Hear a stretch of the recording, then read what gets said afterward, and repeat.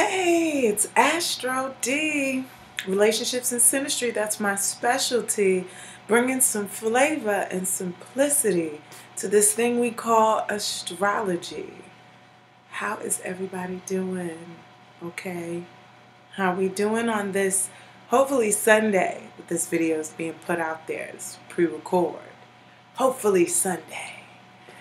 So, I'm still here kicking strong in these weathers, in this Astro weather. I'm still here. Astro D is doing her thing. Okay? I hope you like the painting in the background for this retrograde we got going on. I originally had this painting out a couple months ago, maybe 2 months ago, but I think I got it's better lighting, because I'm trying to get my lighting game up. I think I have better lighting than when I first had this picture shown on the video with Astro Lada on compatibility that we did. Okay, coming full circle, going back, retrograde. That's going on right now. We got Saturn almost leaving Sagittarius. Okay, Mercury going backwards, retrograde. Venus is in Sagittarius, right? Making Geminis feel the love and Sagittarians look good. Okay, so all that good stuff is going on there, right? And so today I wanted to talk about aspects in astrology. What are aspects? And I wanted to talk about good and bad aspects in synastry.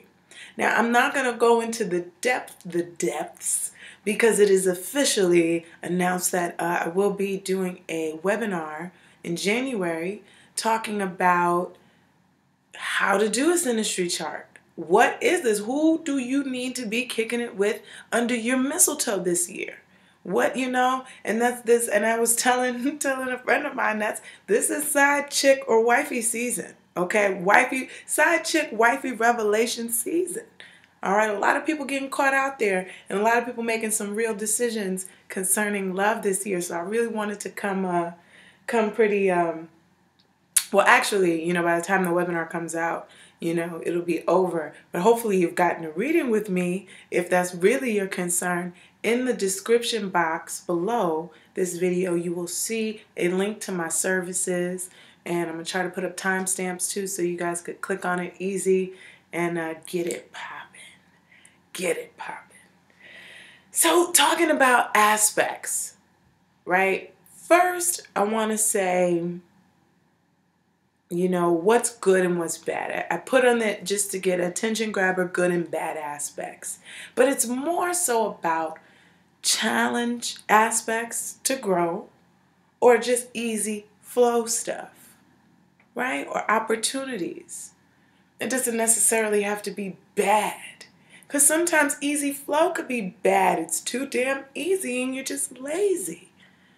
So it's not necessarily about good or bad. It's just how to work through the energies. And we call, I'm going to go over the different types of aspects. And I'm just going to do my top 3 for now, because I'm going to go deeper into the webinar about more aspects in synastry. But, and also I'm going to do some later videos. We're going to break it down into the planets. I'm going to just have some fun with this stuff, okay? Especially during these times, man. It's getting, whatever. I'm going to do some pre-records. I'm going to enjoy this. Enjoy it. So, going through that, and then I'm going to do my top favorite 3. I'm going to talk about what aspects are, of course, and then I'm going to do my top 3 favorite synastry aspects and my top worst dislike. Like, it's just almost a damn deal breaker, okay? Almost a deal breaker in these charts. So, all right, I say, what is an aspect at all? What is it? All right, so we look at a birth chart. Now, this is a little bit more advanced astrology. If you're new to astrology, then I suggest you go to my video, ABCs of Astrology, where I break down just one person's birth chart. So I'm not going to go into that part, and I'm not even going to go into the depth of how to make a synastry chart, because I will do that in the webinar. But for now, it's just the synastry chart is 2 birth charts put together, and we see how one chart influences the other, right? So aspects are how the planets are interacting in the birth chart. In the synastry chart together. So basically look at it like your planets and his planets or her planets, whatever you're into, but their planets get together and they're at a party, you know what I'm saying? And you got Gemini hanging out by the bar chilling, you know, you got Aquarius over there on the right holding up the wall looking weird or whatever, and everybody's at a party, okay? Let's say Gemini bumps into, can see Sag across the room. Hey, Sagittarius, what's up? How you doing? They got an opposition going on. They're doing their, you know, I do this, well, I do that. You know, then you got the Leo. I'm sorry, you got the squares going on in that tango. So all of this is how these planets are interacting in the room. One person might not like the other person. Like, I don't like you. You're a jerk. We're at odds. We're at a square. Either we're at square, we're at odds, we're in sextile, okay? Or we're in a conjunction. So I'm going to explain to you what the aspects, types of aspects there are that exist, okay? So you have the square, just like the sign, you know, geometry, a square. Now in a square, that is considered an aspect of difficulty. This interaction can bring challenges. This inner aspect is not easy, but once it is overcome, it's just a challenge to overcome. If you don't have any challenges to overcome, you're a noodle. You know, I don't know if you've seen that movie Split. You know, sometimes, well, you know, whatever. I'm not even gonna go there. But anyway, you know, challenges to overcome. Sometimes it's a needed thing in life to have that. So with that being said, a square is where are the challenge. There's a challenge here going on. This isn't a good dance. We got some problems to work out, right? Opposition is a teeter back and forth. It's a constant, you know, flow. All right, well, sometimes you're mad, sometimes I'm sad. Well, sometimes I'm on your side, sometimes you're on my side. And we're trying, it's a struggle to find balance, but it's not as tough as the square can be. Then you have sextile. Now, mind you, I'm just mentioning the 5 major aspects. There's minor aspects as well, but I'm keeping it a little simple here, and I'm just talking about major aspects, right? So now you have a sextile. This is a point of opportunity. Like, these people could hit it off and they could clash, or these two energies could hit it off and it could clash, or, I mean, you got a chance that it could work out in some type of harmony. It could work out. There's a chance for this energy to work well, right? Then you got your trine. Trine is just straight up harmony. It's cool. It's smooth sailing. Everybody's chilling. It's a good thing. You know, it's harmony. It's a triangle, okay? So trine is a good thing in astrology. Astrology, at least. And then you have the conjunction. A conjunction is just when the planets are next to each other. Now, pretty much it's a mishmash of both of the energies together and how they combust sometimes conjunctions can be. And that's pretty much it. It's just the two energies that just come together and they lay on top of each other and they try to become one. Hopefully these two energies are in some type of harmony trying to become one. But when they're not, sometimes it's crappy, like Uranus and the moon trying to come together and become one. It's like, what? The moon is shaked up. The moon is irritable with Uranus next to the moon. So now, with that being said, you know, good or bad, like it's not about good or bad. It's about challenge or easy flow. You know, it's about, is this where I need to grow? This is where we need to work on. Now, this is more applied to relationships, like romantic. I'm more so talking about romantic today, and personal and friends and stuff. Mother, child, a lot of these aspects I'm going to talk about don't really apply to those types. But at the same time, you know, you can kind of use your common sense, astrological common sense, and try to really think about where it is Astro D is coming from with this, and you can apply it to a father-daughter or mother-daughter relationship. All right? So, the buggers. Let's start with the worst, y'all. Let's just start with the worst, okay? So my least favorite aspects in synastry, when you talk about two people coming together, right? Two people's energies coming together, the worst favorite. Now I'm going to start with, and I have more than 3, but I'm trying to narrow it down. I'm trying to keep myself disciplined with the Saturn energy. I'm trying to keep myself disciplined so that you guys can come to the webinar, right? And you can get all the good stuff from me. So Now I'm really committing to this. So here we go with, this is a kind of, no, it sucks. Mercury squaring Mars. So that's when your Mercury planet, let's say Susie's Mercury planet, not me, because I'll point at me and say your and just make this confusing. So let's say Susie's Mercury is squared off with John's Mars. Okay? Mercury is the way Susie thinks and communicates to John. Mars is John's anger, aggression, drive, even sexual energy. Okay? So a square from Mercury to Mars, the first thing that comes to my mind is arguments. You have communication, and then you have anger and frustration. That's angered, frustrated communication. These two are arguing a lot. And Mars is probably attacking, because Mars is the attacker. Mars is the planet that's pushing forward, so Mars is probably going at it to Mercury. All right? So Mercury squaring Mars, it's not a great aspect when it comes to synastry. It's not my favorite. It's also the mind is at battle. Your minds are at battle. So there's bickering there. All right, fighting, lots of fights. And Mercury is kind of just getting beat up. Because not that Mercury is the lesser planet, but the energy of Mars is much, I guess maybe you could say, stronger than Mercury. Or it's an older planet, way older planet. And older planets rule. Always remember that, the older planet. If you ever see a battle and you want to know which planet is in charge, it's usually the older planet. So Mars is older than Mercury.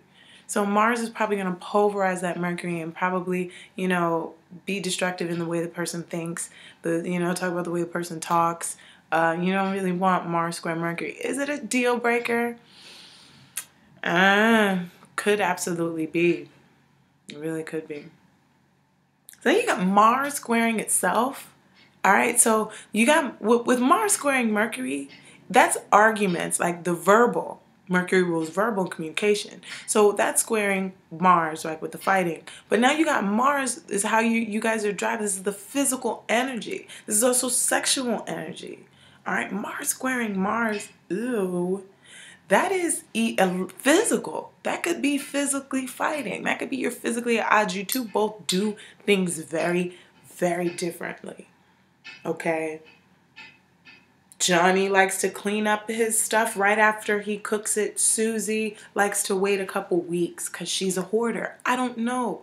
But those are two very different, they are totally at square to each other. They undo each other. That is a challenge there.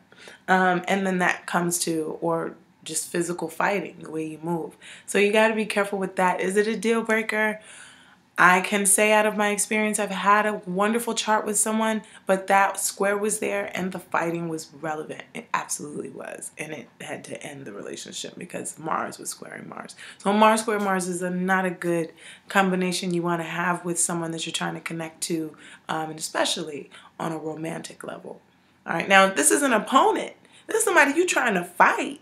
You know what I'm saying? And hey, yeah, naturally, probably Mars is squaring Mars. We'll find that. You could put an enemy or somebody that was not your friend. You want to look at that chart too and see, you probably have Mars square Mars, Mars square Mercury, something like that going on in the chart. And that made it like not so fun with that person. Another one that I want to bring up is Venus. Okay, this is like the worst, I think, to me, the top worst that you can have in a chart. And usually when I see this, I don't care what else I see in a chart, it's kind of a deal breaker to me. Yeah, these are probably my top 3 deal breakers, I would say. It was like, oh no, but then I was like, no, forget astrology. Forget astrology. You gonna live your life, girl. You gonna live your life. And then it's like, oh no, it did kind of, so you don't know what comes first, what the chicken or the egg, the reading or the thought process, right?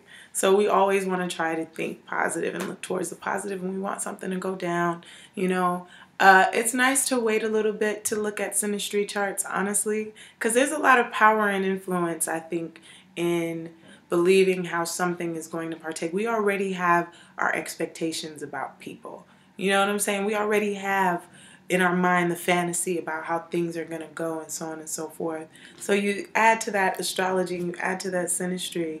I mean, you can go really, really far with looking into a relationship, and then the thing don't last for 2 weeks.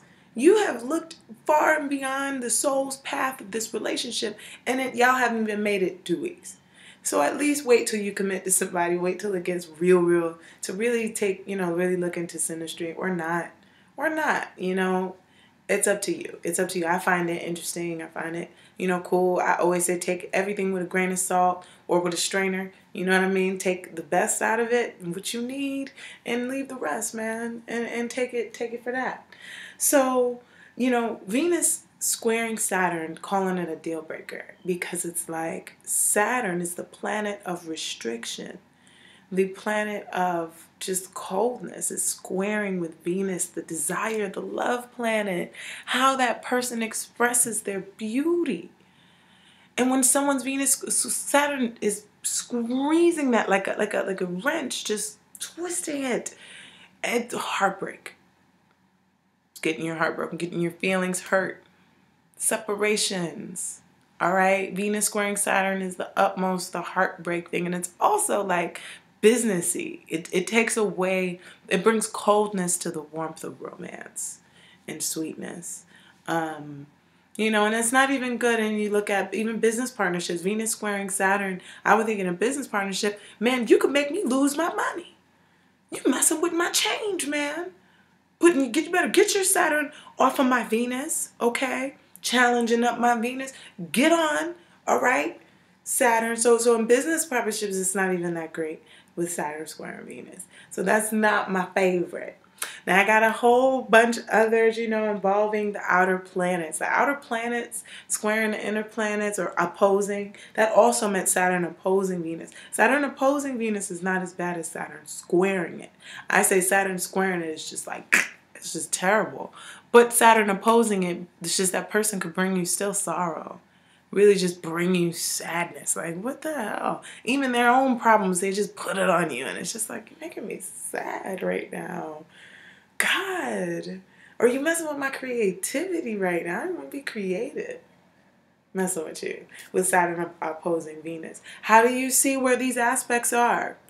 One may ask me. You get your birth chart calculated. You get their birth time and birth chart calculated. And then there's so many calculators, synastry calculators out there. Or you could just do it yourself using an equal house system and just lay the two charts on top of each other. All right? Your Venus is in Aries. Okay? And you see their Venus is in Libra.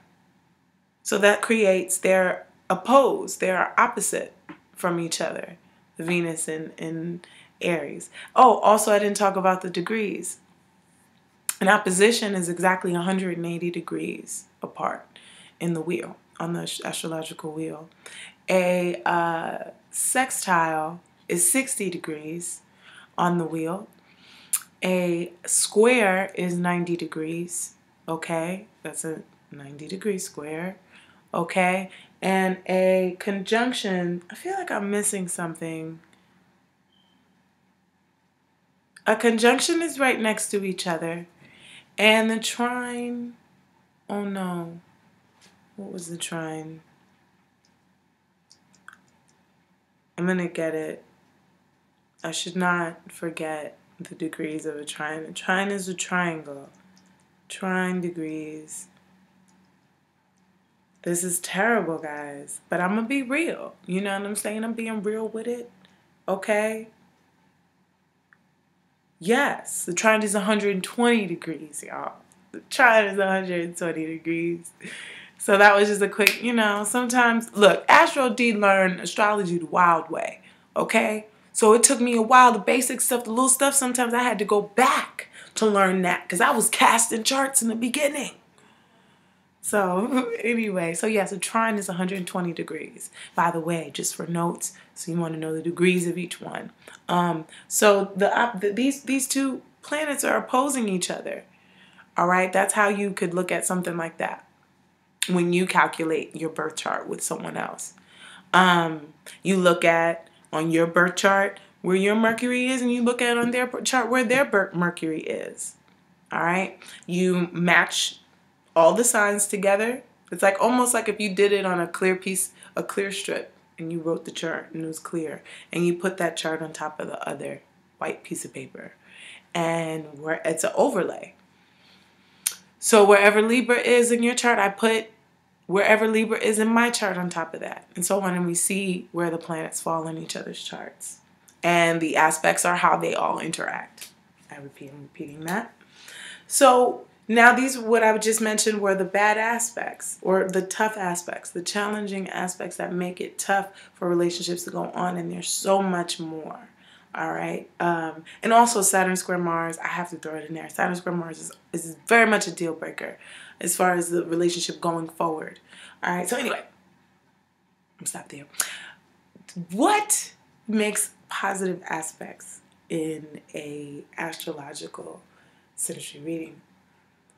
First one that I like to see Jupiter conjuncting the moon. Jupiter conjuncting, meaning Jupiter right next to the moon. The moon is our emotions, you know, how we feel nurtured, our parents, our past, you know, what's nostalgic to us. How are we feeling nurtured, or how do we nurture people? Jupiter is a planet of expansion, optimism, youthfulness, happy, right? Big, grande. That's Jupiter. So with Jupiter going right next to the moon, I mean, this brings a warmth to the moon person. This brings a wonderful sense of just feeling safe and protected, and just, I'm going to be all right. Emotional security is what Jupiter can bring to the moon, right? The moon brings this nice soft touch. The moon comes and nurtures Jupiter as well. But Jupiter is an older planet, so the older planet is doing most of the work, you know, giving a lot of the energy here. And the Jupiter and the moon connecting bring this smooth sense of like, we could just eat and just love each other and enjoy this. And I got your back. I got you. Even when you throw little tantrums out there, I got your back. Okay, that's what Jupiter's saying to the moon. And the moon's like, you make me feel so like excited about the future. You make me feel like I could do it. Like I could do this, right? So that's what the moon is feeling like when Jupiter, the moon person, the person who has the moon in a certain spot next to Jupiter. Now, the way in which this is carried out, the style in which this nurturing or this emotional bonding is carrying out, it depends on what sign it's in. That's a whole nother video though, y'all. So now, the next one that I love, and I'm almost done, y'all. I'm not going to keep you long on this video. But the next one that I like to point out here is Uranus trining Mercury. Now, what I like about this, and also Mercury trining Mercury as well, what I like about this is the mental exchange. And I'm sorry, I'm a person of brains, and I like the mental exchange. So when I know that me and a person can talk and the communication is clear, right? Because Uranus hitting Mercury is like a higher octave of high communication. Like you guys are able to like talk about what's going on in the world together. Like really talk about the current energies quickly. High intelligence is transferred between the two people. Uranus really inspires the Mercury person. You know, it creates an independent thinker. An independent thinker that can look outside of the box. Uranus encourages Mercury to wake up. Wake up, Mercury. Try this. This will be exciting, right? You know, where's your brain? It makes Mercury speed up, depending on where Mercury is as well. It might help that Mercury if the Mercury is in an afflicted place or Mercury is afflicted. Meaning Mercury has other negative aspects in the natal chart. Hope I gotta put that easy. So, I like that. I like it when I'm telling Mercury trining Mercury. The way you two communicate is in harmony. But a lot of times, you know, sometimes, you know, we take that for granted. Those people that you talk to, and it's just so smooth when you talk to them. They get you. They get your jokes. It's funny. The exchange is smooth. You could talk for hours and hours and hours. That exchange, and then you get to the exchange where it's weird and it's an awkward moment of silence with somebody. They don't get your jokes and they say mean things to you and you say mean things to them and it's weird. And that's not cool. Like, so, you know, it's probably a Mercury issue going on. It's Be some Mercury stuff. Now, the next one, I think I'm on 3 now. Oh man, let me think of stocks. There's so many. What I love, I think this is important, y'all. I get a little tingle in my heart sometimes when I see it, even with my friends, even with business partners. I always like to see, you know, me, I'm older now in my life. I want longevity relationships. You know, you have to also value the short lessons, people that bring short lessons into your life. But, you know, I really, really enjoy the people that have the long lessons, you know, the people that stick around for a while. You know, Saturn rules who's sticking, the stick around in us, right? Where are we sturdy? Where are we kind of pushing for the long haul here? So when someone's Saturn is trining to your Venus, because their Saturn square Venus is the worst. When someone's Saturn is trining or even sextiling to your Venus, this adds a longevity and strength to these things of the nature of Venus.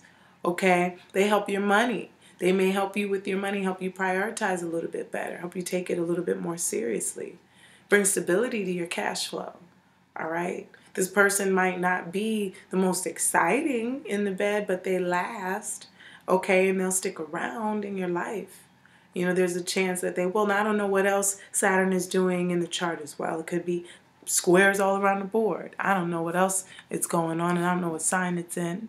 But for now, you know, just saying, generally looking at Saturn trining Venus, that's a nice aspect to see, you know, when Saturn's in harmony with Venus.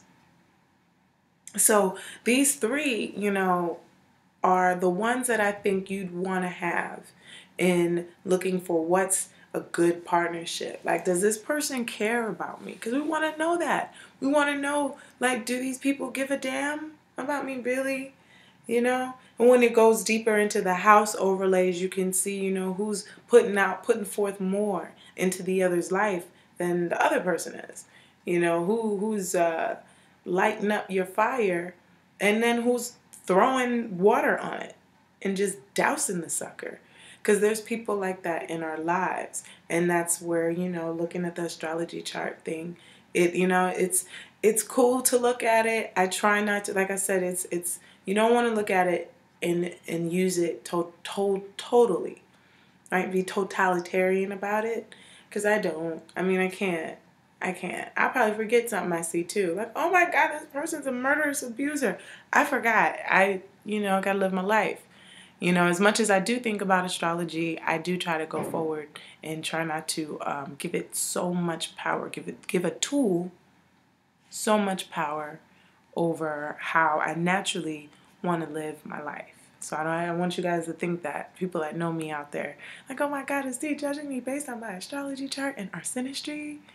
No, I'm really not. Because like I said, I probably would have dodged so many bullets had I did do that. Had I looked at the chart and just trusted the chart, I probably would have avoided a lot of pitfalls. But like I said, I might have avoided a lot of blessings as well, because some people, you have to learn your lesson. They have a lesson for you. They have something for you that you need to go through in order to get to that long-term person, in order to get to the better relationship. You have to learn what it's like to be in a terrible relationship. And that's another thing too, like, you know, a lot of times people do things because they don't understand what the other side of it is. They've never experienced pain. They've never experienced heartbreak. So doing it to somebody ain't no thing. You know what I'm saying? When we experience and we can really be compassionate, put ourselves in other people's place, you know, there's a lot of ish you won't do to other people because it's like, oh, God forbid that's being done to me. Oh, no. You know, we really got to think about it like that. So when looking at bad and worst and good and better aspects here, these are the ones that just kind of strike out a note on me, you know, looking at aspects and how you're going to interact with someone. Looking at the outer planets, looking at the inner planets. We're going to look at the houses. We're going to look at the signs. We're going to really look at how these are all interplaying together and how you guys are doing this tango, right? So, synastry and relationships, that's my specialty, but I also do transit readings for the year. You want to know what's going on in your year. You want to know what's going on with your career, so on and so forth. I do individual charts because a lot of times when I'm doing the synastry charts, I have to go back to the client. I have to go back to that one person again anyway. You know, because especially if the person I'm reading for them ain't no good. They be like, this person, I don't know about this, but look, if you let them go, I'm going to tell you when love is coming. Or at least when the opportunity for love comes. And that's Astro D's motto. That astrology is about opportunities for me. I look at opportunities. You prepare yourself and get ready for them so you can leap through. So this is Astro D. I hope you like my painting. This is DJ She Rock, okay? She is currently in Cali, but DJs all over the world, okay? She is also a yogi, hardcore yogi. You can look her up at DJ She Rock on Instagram or DJ She Rock Yoga on Instagram. She's bad, okay? I've been doing this for a long time. If you like my artwork, www.dirishaart.com.